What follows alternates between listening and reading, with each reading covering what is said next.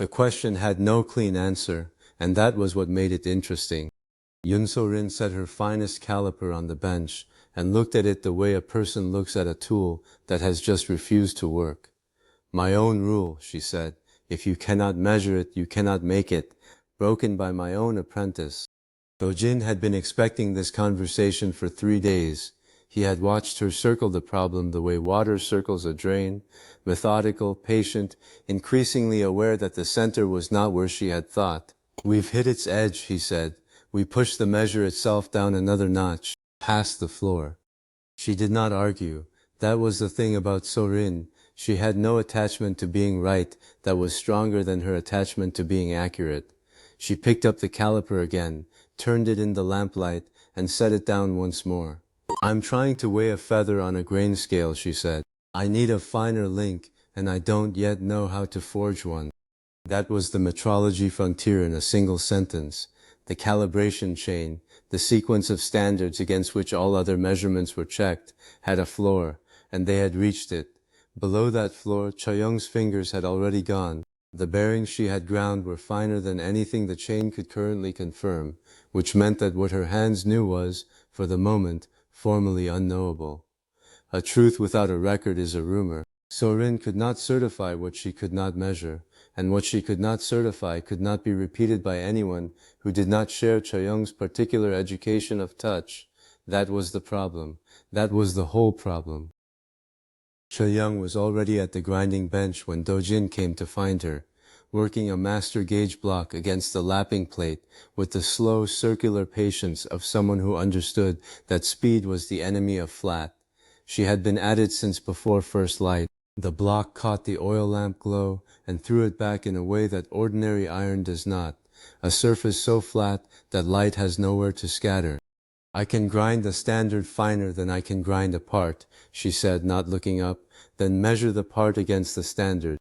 It was the correct insight, stated without ceremony, the way correct insights usually are. The gauge block she was making would become the new bottom of the calibration chain, a reference surface ground to a tolerance finer than the bearing races themselves, so that the bearing races could be checked against something that was, by definition, truer than they were. Ringing would do the rest. 2 lapped surfaces pressed together with a slight sliding motion, the oil film squeezed out until the blocks adhered by molecular contact alone, the gap between them effectively zero. If you could ring them, they were flat enough. If they would not ring, they were not. Do-jin watched her work and said nothing. There are moments in a workshop when speaking would be a kind of vandalism. Pyo Eun-ha arrived at mid-morning with a shallow wooden box under one arm and the expression of someone who has been waiting for the right moment to introduce an idea they have been carrying for some time. She set the box on the clear end of the bench and lifted the lid. Inside, nested in cloth, was a pair of optically worked glass plates, salvaged from her years at the Temple Observatory, ground flat by a method that had nothing to do with iron or abrasive paste and everything to do with patience and the geometry of 3-plate lapping. She held one plate up to the lamp. "Light is ruled finer than any hand can grind," she said. "I measured stars this way once. Now I measure a bearing, the same beautiful light." The principle was old, older than any of them, older than the observatory where Pyo had learned it. When a slightly convex surface is pressed against a reference flat and illuminated, the thin air gap between them creates interference bands, dark and bright fringes that map the deviation from true flatness with a precision that no mechanical instrument of their current making could approach. Each fringe represented a gap of roughly half a wavelength of light. The bands did not care about the skill of the person reading them. They did not care about anything. They simply were. Seo-rin leaned over the plate and studied the fringes in silence. Do-jin counted them from the side. Pyo watched them both with the particular stillness of someone who already knows the answer and is waiting for others to arrive at it. The fringes agreed with Cho Yeong's fingers.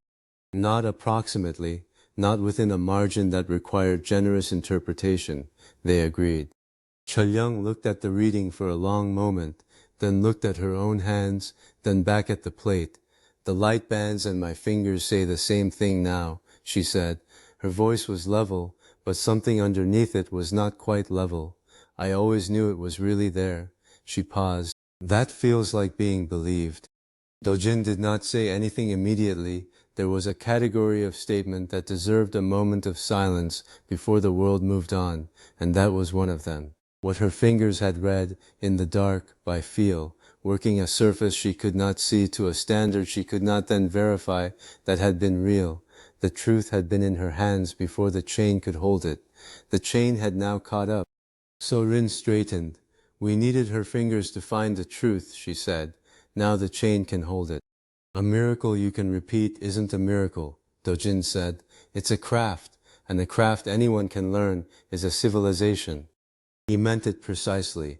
A technique that lived in one person's hands died with those hands.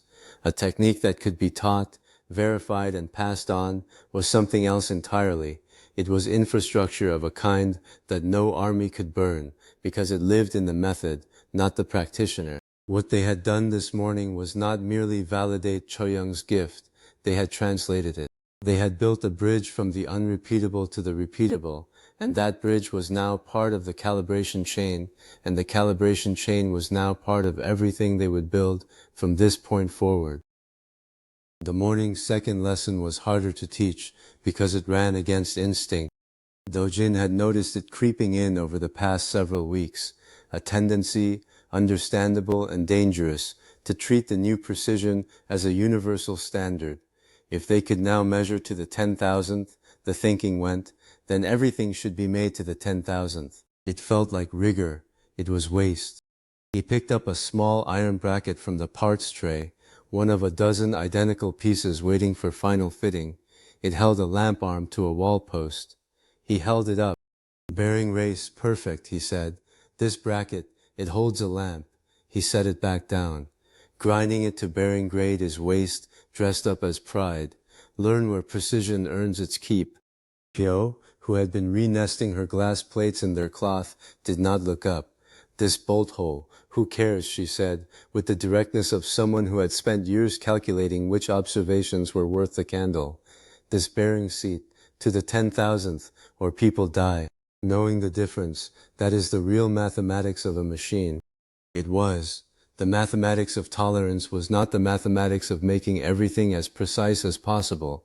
It was the mathematics of knowing what each surface was asked to do, what variation it could absorb without consequence, and what variation would cascade into failure. A lamp bracket that was slightly out of square held a lamp at a slight angle.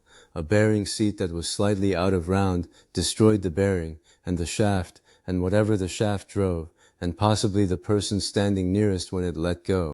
The question was never how precise can we make this. The question was how precise does this need to be, and what happens if it isn't.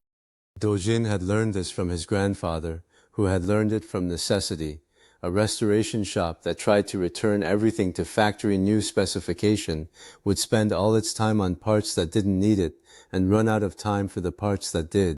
The judgment of where to spend precision was itself a precision, and it was not taught by instruments, it was taught by failure, and by the careful study of failure, and by the slow accumulation of understanding about what a machine was actually asking of each of its surfaces. They were building that understanding now, part by part, surface by surface, tolerance by tolerance. The engine was not yet assembled, but it was becoming knowable in the way that a thing becomes knowable when you understand not just its shape, but its requirements.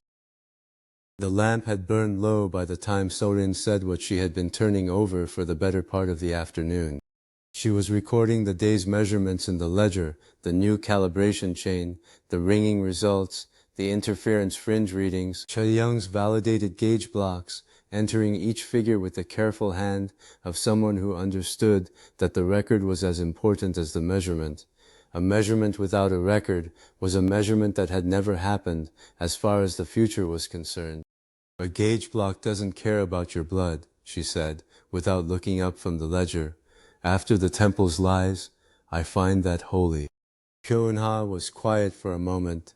Then, careful with that word, she said it without sharpness, but without softness either, the tone of someone who has thought about a thing more than the person they are addressing. The temple is asking after us, two cast-outs building a truer truth than theirs. They're coming to remind us whose truth is supposed to be sacred.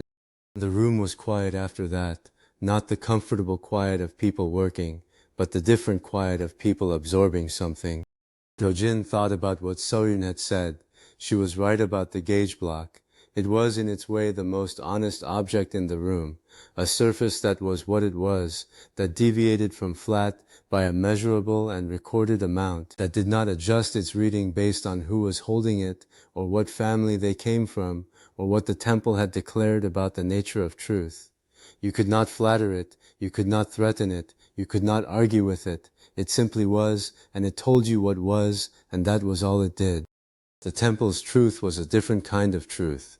It was a truth administered by bloodline and appointment, a truth that could be revised by the right authority, a truth that had cast out Seo-rin for measuring things the wrong way, and Pyo Eun-ha for asking the wrong questions. It was a truth that required maintenance, that required specifically that no competing truth be allowed to become more credible than it was.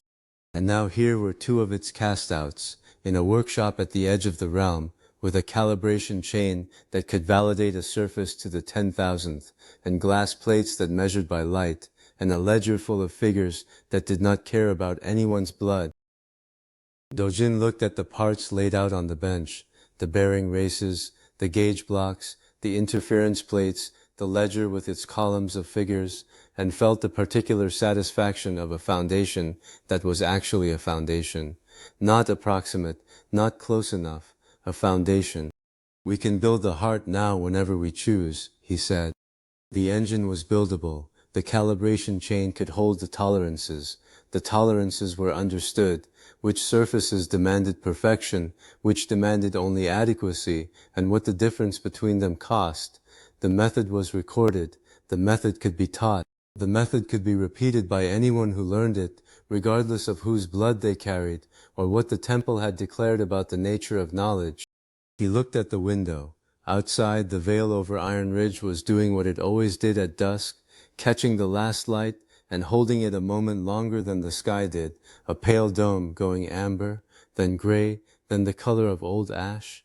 It had been doing this for as long as anyone could remember. It would not do it forever.